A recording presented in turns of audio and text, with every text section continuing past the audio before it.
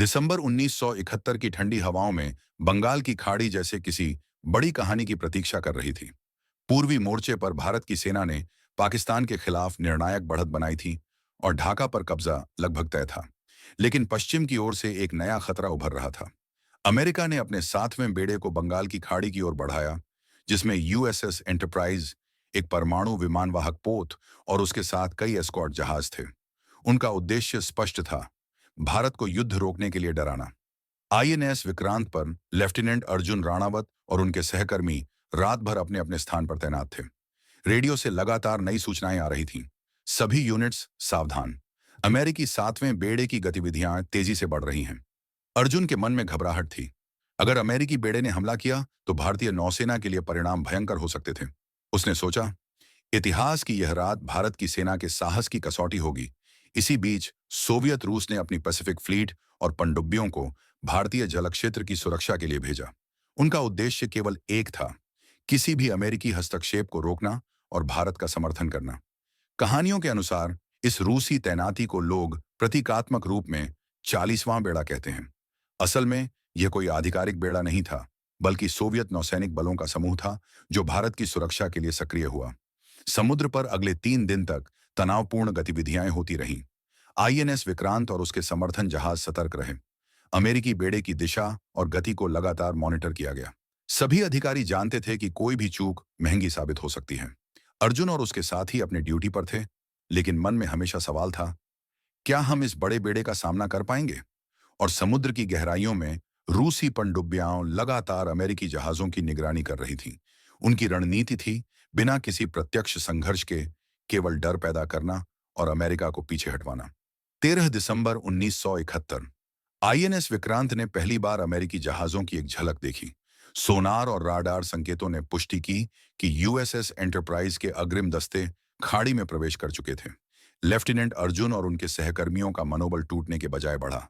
Commander ने स्पष्ट आदेश दिए, कोई भी फायरिंग केवल आवश्यक होने पर, लेकिन सावधान रहो, हमें अमेरिकी बेड़े की चाल समझनी है।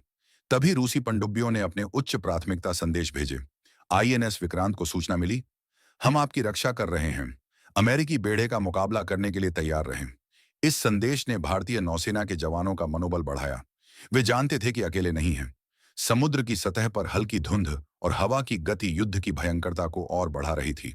अमेरिकी एडमिरल ने अपने अधिकारियों से कहा, हमारे पास आदेश है, लेकिन स्थिति जटिल है।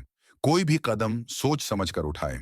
समुद्र में असली युद्ध का डर, रणनीति की जटिलता और उच्च तनाव, यह सब एक साथ मौजूद था। रूस की पनडुब्बियों की मौजूदगी ने स्थिति को संतुलित किया। अमेरिकी बेड़े ने महसूस किया कि केवल ताकत से भारत और उसके सहयोगियों को डराया नहीं जा सकता। इसलिए उन्होंने पीछे हटने का निर्णय लिया। 14 दिसंबर 1971 अमेरिकी 7वें बेड़े ने धीरे धीरे खाड़ी छोड़नी शुरू की। आईएनएस विक्रांत और सहयोगी जहाजों ने सतर्क निगरानी जारी रखी। लेफ्टिनेंट अर्जुन को उस दिन पता चला कि समुद्र में रणनीति, धैर्य और संयम कितनी महत्वपूर्ण होती है। यदि कोई भी जल्दी में निर्णय लेता तो युद्ध की दिशा बदल सकती थी। रूस ने केवल अपने पनडुब्बियों और सतह जहाजों के माध्यम से सहानुभूति और शक्ति का संदेश भेजा। कोई गोली नहीं चली, कोई प्रत्यक्ष टकराव नहीं हुआ, लेकिन परिणाम स्पष्ट था। अमेरिका ने बिना संघर्ष किए अपने जहाज वापस बुला लिए। इस रणनीतिक कदम ने भारत के लिए निर्णायक मोड़ तैयार किया। पूर्वी मोर्चे पर भारत की सेना ने ढाका पर कब्जा किया और बांग्लादेश स्वतंत्र हुआ। अर्जुन ने देखा, समुद्र की गहराइयां।